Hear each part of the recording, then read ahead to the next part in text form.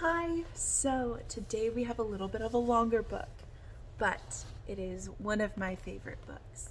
This book is called Rumple, Buttercup, and it is a story of bananas, belonging, and being yourself, which is very important.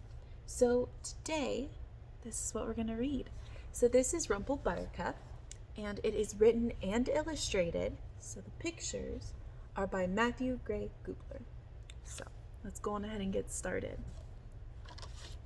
Rumple Buttercup, a story of bananas, belonging, and being yourself, for all the rumples everywhere. Come close and I'll tell you a story. Chapter 1. Once upon a time, long ago and far away, in a tiny town beneath a purple-peaked pine tree, there lived a monster named Rumple Buttercup. Hi. He had 5 crooked teeth, 3 strands of hair, green skin, and his left foot was slightly bigger than his right, about 11% bigger. He was weird. And so Rumple worried that if anyone ever saw him, they would be scared, run away, or throw rocks at his head.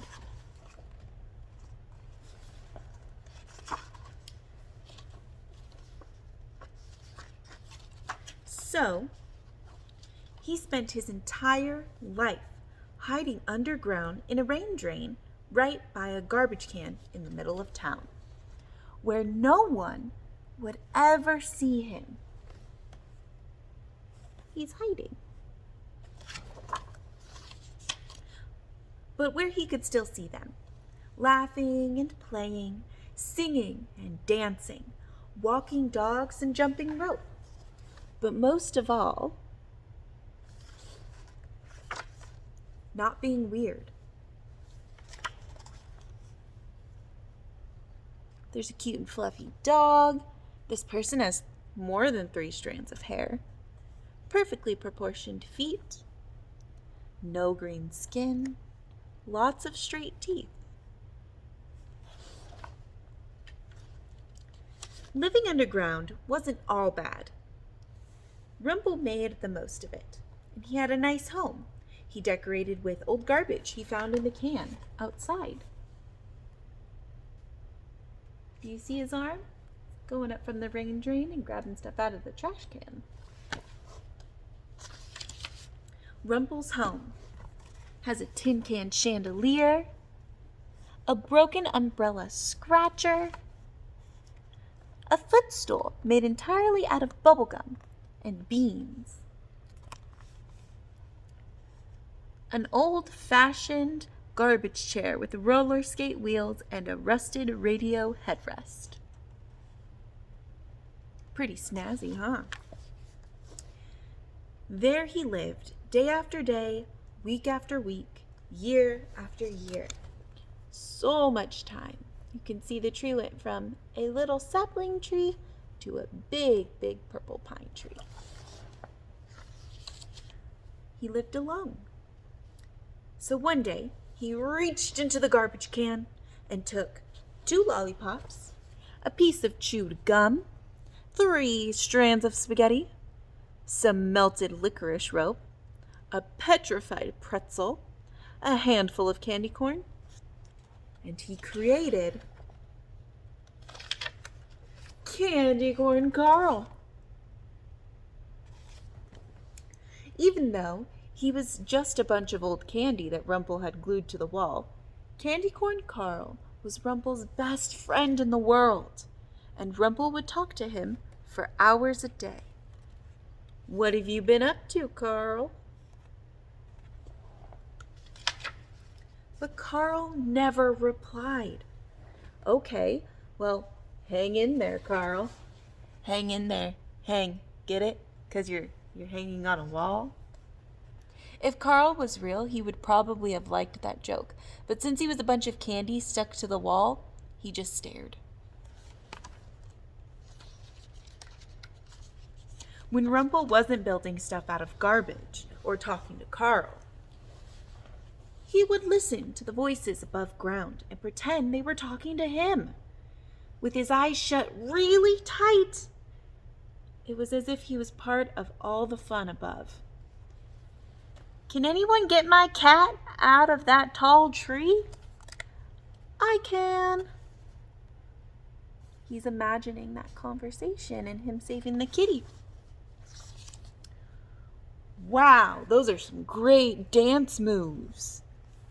Thanks. Hang in there, I said to him. Ha ha ha. But when he opened his eyes, he would remember that it was just a dream and no one was ever talking to him. Sometimes at night, if the moon wasn't too bright and if Rumple was feeling adventurous, he would go above ground with the help of a very simple disguise. Rumple's above ground disguise instructions. Step 1. Get a banana peel out of the garbage can. Step 2. Put it on head. Step 3. Close eyes. Step 4. Slither head up the drain very, very still. Lying quietly by the garbage can, no one would notice him, and if anyone saw him, they would just think he was a pile of trash. Hidden under his banana peel, Rumple almost felt like he was normal.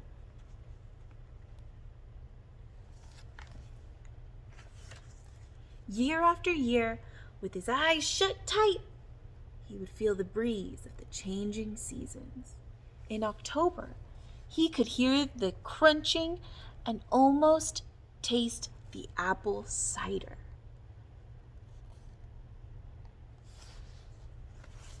In December, he would hum along with the passing carolers. Fa la la la la. And in July, he could imagine the beautiful fireworks. But at the end of each night, he was always reminded that he was still all alone. Chapter 2. The leaves were turning green, which meant that Rumple's favorite day was fast approaching. The annual Pajama Jam Cotton Candy Pancake Parade. On the 17th Saturday of summer, everyone in town would wake up late, keep their pajamas on, and march down the center of town, singing and dancing and lighting fireworks and laughing while eating giant bushels of cotton candy pancakes. That's quite a day.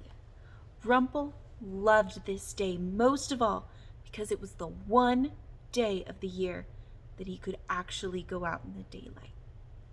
With all of the noise and commotion, no one would ever notice him.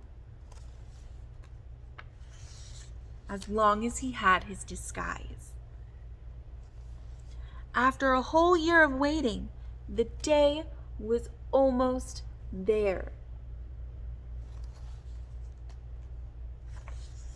The night before, Rumple was so excited, he could barely sleep. He woke up early the next morning and brushed his 5 crooked teeth, combed his 3 wispy hairs,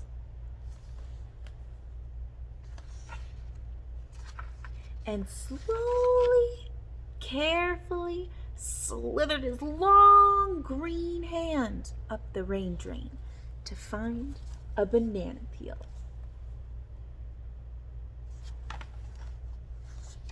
But the garbage can was empty. This is the top view of the garbage can, and there's nothing in it except gum stains. But there was no banana peel. Oh no, thought Rumple. I'm going to miss the pajama jam pancake parade. I can't go above ground without my disguise, or people will think I'm weird. Even Carl's sad.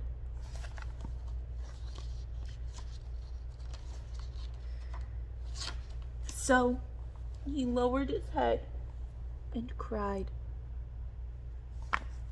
Poor Rumple.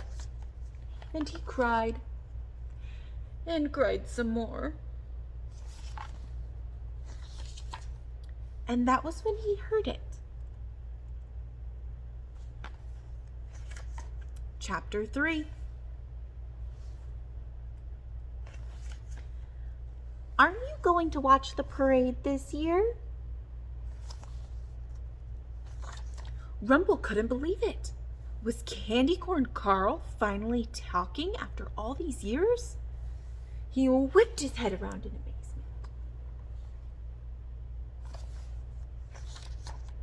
But Carl was silent.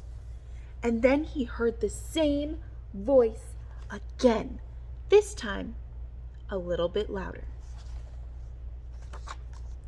Can you hear me down there, mister? The voice wasn't coming from Candy Corn Carl. It was coming from the rain drain. Someone above ground was talking to him. Sorry to bother you, but we were just wondering if you were going to watch the parade this year. He's amazed. Rumple sheepishly replied, What do you mean? We couldn't help but notice that you weren't in your usual spot. So I thought I would check to make sure you were okay. You can see me? Of course we can see you. You're kind of hard to miss.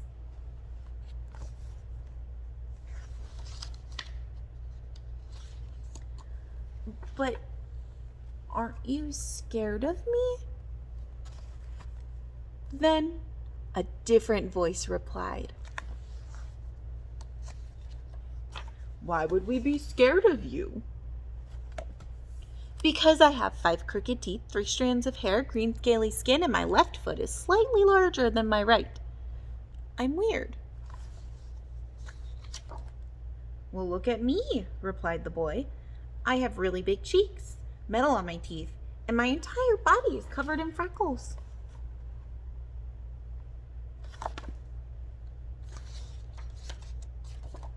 And look at me. I have really thick glasses, a super pointy nose, and can't pronounce pronouns, the letter R. All of a sudden, Rumple didn't feel so alone. He moved closer to the rain drain, got up on his tiptoes, and saw. See, he's up on his tiptoes, looking out the rain drain. What did he see? The entire city looking down. My hair is curly too. My hair is too straight. I'm allergic to dogs. I only have 1 eyebrow. I'm taller than my big brother. I'm shorter than my little sister. My toes look like tiny carrots. I can't grow a mustache. I sing like a frog. I look like a frog. Peanuts make my face turn red. People are allergic to me.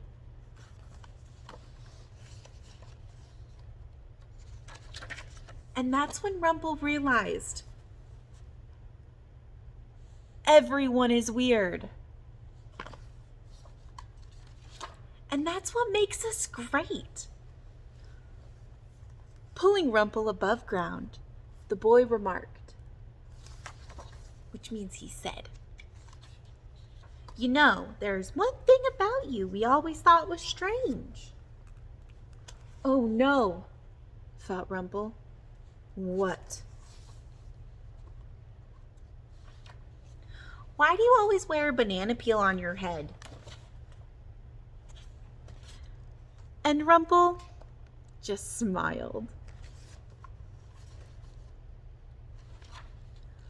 All this time, they could see him, after all, and nobody cared that he had 5 crooked teeth, 3 strands of hair, green scaly skin, or even a banana peel on his head.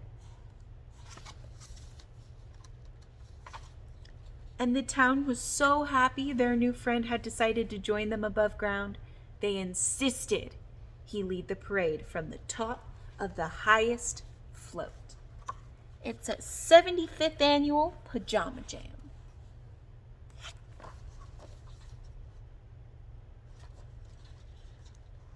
High up there above ground, way higher than he had ever been before, he could feel the wind in his 3 strands of hair. You can see the wind blowing his hair. He could taste the cotton candy pancakes in his 5 crooked teeth.